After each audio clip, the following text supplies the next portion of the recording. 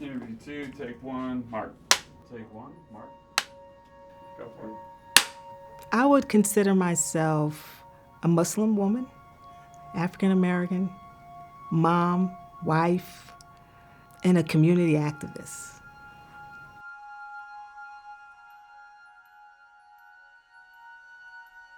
Well, community health centers are actually comprehensive primary care where it started in the 1960s and during social unrest. And what we do is we provide adult medicine, pediatrics, dental, behavioral health. We do case management, family planning. So we actually provide a host of services for the communities that are underserved, regardless of your ability to pay. So that's what attracted me to working here, is because I love the mission, and it's really advocating for those of us that are underserved and marginalized. And so we see a variety of people from all walks of life. However, these community health centers are designed to service those people that are not able to have primary care and not accessible. So we have a diverse, probably one of the most diverse health centers in Western New York as far as our employee base, but primarily African American.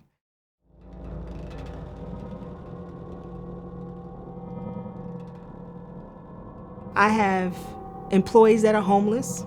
We have the health disparities. We have income disparities. We have environmental disparities. And what COVID did was actually exacerbate all of that at one time. And the fact that none of us knew what it was. And still, we're all studying this disease every single day. So we have one of the most contagious diseases that has not occurred in at least 100 years. We have a pandemic. In about March, the medical community, we had already been reading a little bit about what was going on in China in like February-ish.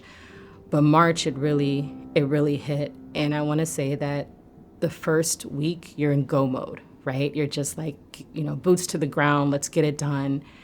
Fatigue started to hit in about week 3. And I got to say, it was the first time that I cried since residency. As a physician, I never felt so vulnerable. You'd come in, you'd work 10, 12 hours a day, and then you would come in and you would see the news and you would hear all the different things, people making this whole thing political and talking about PPE and being here in New York. I mean, you knew what was really going on. I just broke down and cried. I mean, it took a lot. It took a lot to come in every day and continue to do it. And what hurt the most is that, especially working in a community health center, you have a large underrepresented minority population, and to see the pain, to have people calling you, and as a physician to not be able to help, that was the first time in forever I've not been able to help somebody. I've not been able to cure somebody's pain or their ailment. Never seen anything like that. It was every emotion all at once.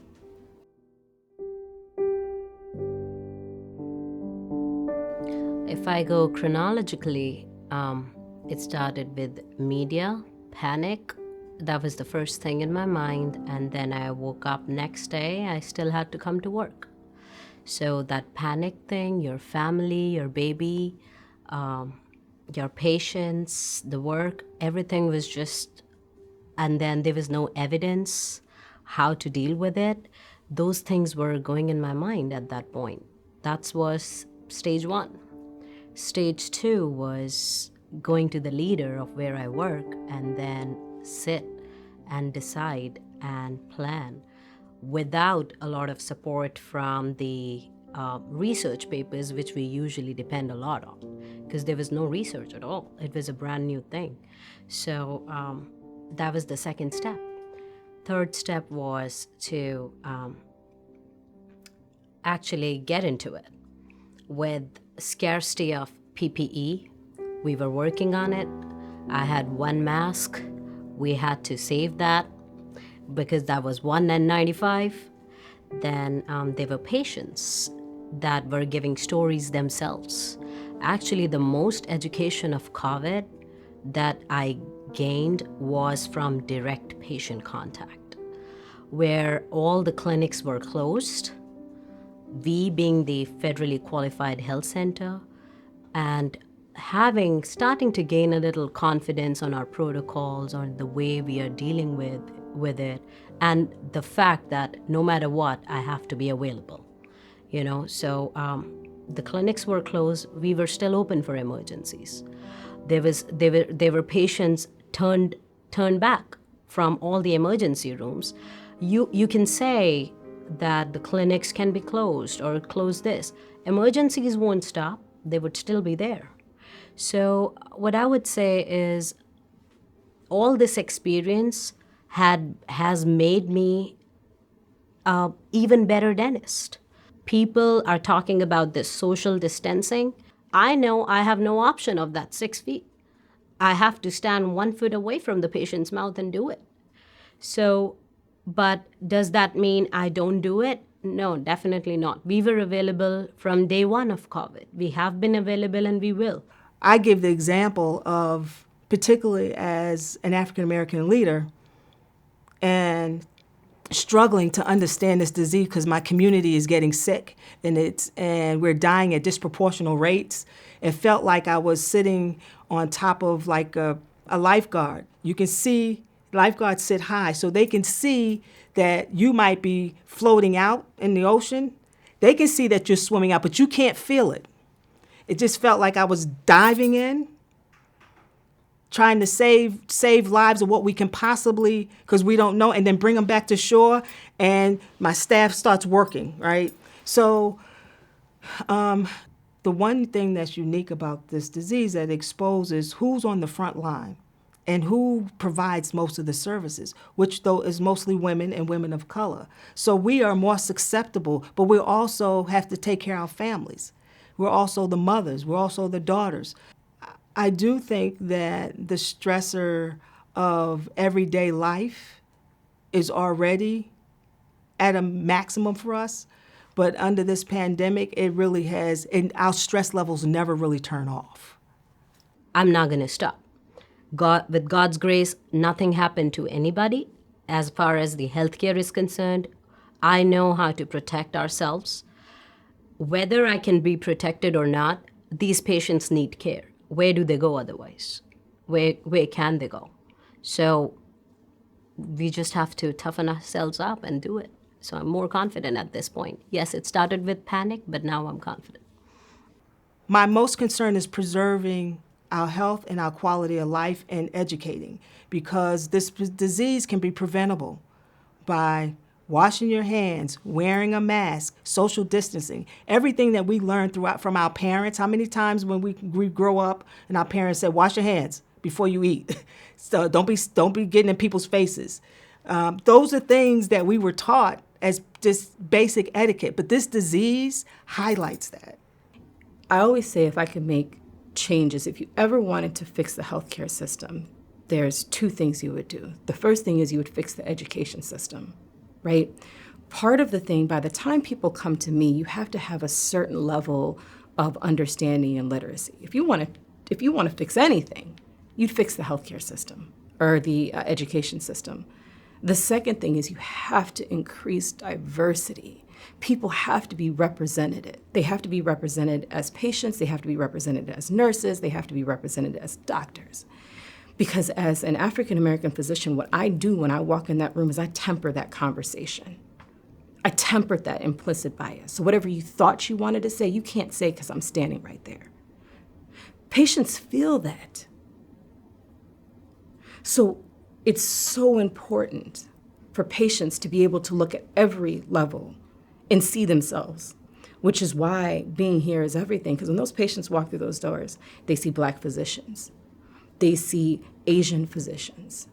They see Hispanic physicians. They see a Black CEO. That sometimes is more powerful than what I do with the stethoscope in that room for 15 minutes. This center is making me grow as a dentist and as a person, just because the circumstances that we see here, in all the other big institutes, I wouldn't have seen that. This organization, if it's not for profit, if it's a federally qualified health center, it just does not have mission. We are actually serving it. It's just not a mission of serving everybody equally. We are actually doing it.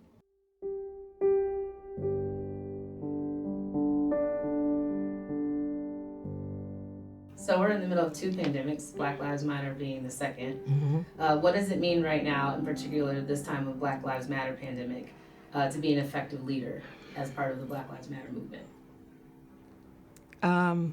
Interesting. Let me just say that I think that the race consciousness that we have is really a human consciousness.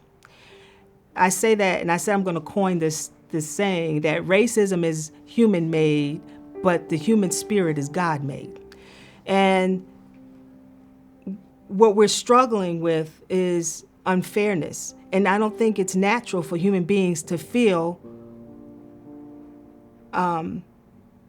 one think they're better than the other, and the other one thinks they're inferior to the other. I don't think that's a natural state. So we're gonna, as long as we have this institutional racism and systemic racism, we're going to fight internally, and the best of humanity, I'm convinced that will surface. It may not be in my lifetime, but the fight is still there, and it will always be there until human beings find peace. Race is actually a social determinant of health, and it determines your health outcome in many different ways. And race is the construct. It's the first thing you see. When I walked in here, you didn't see Dr. Davis, regardless of if you're not racist, anti-racist, or whatever. The first thing you saw when I came in was the color of my skin. Race, especially the African American race, has dictated health outcomes for many, many different reasons. Some of those have been from a structural standpoint. Some of them have been from a social determinant standpoint. Things, especially in Buffalo, things like redlining and not being food deserts, not having access to certain things. All of these things affect your health. And unfortunately, the people who are hit the hardest, they look like me. And that's been going on forever. That's not new. Coronavirus just shed light on it. It shed light on a dark side of America. And what I think is interesting is we go through this and people are like, wow, I can't believe this is going on. This has been going on for decades. So we're all gonna act like it's new? We have to begin to appreciate and respect each other and change systems and policies, because there's institutional systems that prevent others from being to achieve. And there's a wealth gap, and there's every type of ism there possibly can be, and any structure is based in racism. However, my thought is that if a man can do it, another man can undo it. Here in Buffalo, there's about 30 to 35% African Americans here in Buffalo. And when you look within the 5 zip codes in Erie County or here in Western New York, it makes up 90% of them live within a particular zip code. For somebody like me from Arizona, where it's only 3% African American, I felt comfortable. I felt like I found a home. It's very hard as a Black physician. There's less than 3% in the nation. And so to find a home was everything, because it's challenging. I mean, it's challenging as a Black physician going through residency and going through medicine in general. And one of the reasons why I stayed here is I'll never forget when I was doing inpatient medicine and I walked in a room and I had an older Black lady and she cried and she said, "You made it." I'd never seen a Black physician. In all my 65 years, I've never seen a Black physician. And that hits you, because you do it more for the people. You know, you wake up every day, you do this for them, you know, not just for yourself. I got my PhD because it's personal. It has nothing to do with a career. It has to do with me meeting a certain accomplishment that I wanted to achieve in my personal life. I use the term doctor out for my job is because I want to give the credibility to our community. Other groups don't necessarily have to show their credibility like that. But because when I first came to the health center, I was contemplating, should I have the staff call me by my first name or should I have them call me by, Dr. Ansari? And I decided that it should be, they need to call me Dr. Ansari, not for me personally, but because it gave more credibility to our community as those of color. I just remember the way people made me feel when I said, oh, I'm gonna be a doctor when I grow up one day. And they would say, you should probably be a hairdresser, There was nobody who really said, hey, little black girl, you're needed in this profession. You can do this. I went back home to Arizona, me and my 2-year-old at the time, and my mother said, you can do this. You can do this. So I took some time off. I applied to medical school. I got in. My mom was like, I know how much you want to do this. I'll watch your son. And I cried for days. I said, who leaves their child? I remember I prayed one night and God was like, just go. You got this. So I left. I went to medical school, graduated with honors. By the time I finished residency or medical school, I had 22 interviews. And it was like finally like the affirmation, like I matter, I'm supposed to be here, I have something to offer. And I started my journey here in Buffalo, and it was difficult. When I first started, out of 40 residents, there was probably only 2 Black residents. And it was a fight all the way through, but I knew that I had to be here. Other people needed to hear my story. Just because you don't come from this, if other people think that you can't make it, you can be here and you can be successful and you can be unapologetically you. And that's what I've been. So I guess if you ask me who Dr. Davis is, I guess that's what it is, right? I'm unapologetically me and everything not in the box, right? But you know what? It's a beautiful life. I made it. And I still have a long way to go. In order for you to get to something, you got to go through something. So if you had asked me when I was your age, in the 30s, in the 20s, what I wanted to be when I grew up, I couldn't tell you. But what I did know is that I wanted to work for the community. Dr. Kapoor is a mother, a daughter, a wife, and a people's person. When I say people's person, it's because I come from a very good family, money-wise, in India. I still wanted to do this because I wanted to serve people. And I'm not just saying this because I just wanted to become a doctor. That's it.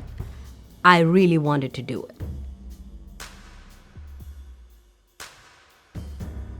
So my hope for America or for the world when it comes to healthcare is that we would all have access and be afforded the same healthcare regardless if we can pay for it or not.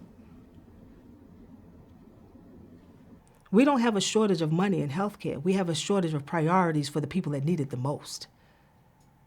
It's a multi-trillion-dollar business. There's no reason why, while our people can't get the care it needs in one of in a country that has some of the best scientists, doctors, system in the world. So what that means is that our priorities are not correct. Because personally, when you want something, if you make it a priority, you get it. So we have to systemically fight to break down these racial barriers. We have to fight to make sure that everybody is in need. And one of the conversations I always have when we talk about healthcare is that people say, well, we want access. We want people of color, they should have access. And, those of us that are marginalized should have access. Well, we do have access to a degree, but we don't have connectivity. So just because I go to the emergency room or I go to my doctor doesn't mean you've connected with me culturally. So that's some of the things that we're working on to try to work on our own biases and how we can make systemic change so that we see each other not just in terms of the stereotypes, that we see each other that is worthy of saving our lives. Because statistically, African Americans die every 7 minutes in healthcare. That's outrageous. That means we're dying 200 of us a day. That was statistics a few years ago. 200 of us are dying a day in healthcare. Every 7 minutes. There's something wrong. Where we're sitting right now, we're 12 years, African Americans are 12 years, lives will be shortened because of the zip codes that we live in. So we have to start bringing down those institutional systems. We have to, particularly those of us African Americans, those of us of color, those of us that want to do the right thing, in this country, we got to vote. So we do have a mechanism to make change and make change for the good. Because this didn't happen overnight. It came over hundreds of years. So we keep fighting, don't give up, and we have to persevere. And that's just the nature of humanity. It's just, you're just not going to be able to sit and be oppressed and feel okay with that. Generation after generation fight for their souls. And so I think that we will continue to do that. And, for centuries to come, I'm sure. However, we're fighting for what is good. So that's where I see our vision, that we will continue to fight for the best of humanity.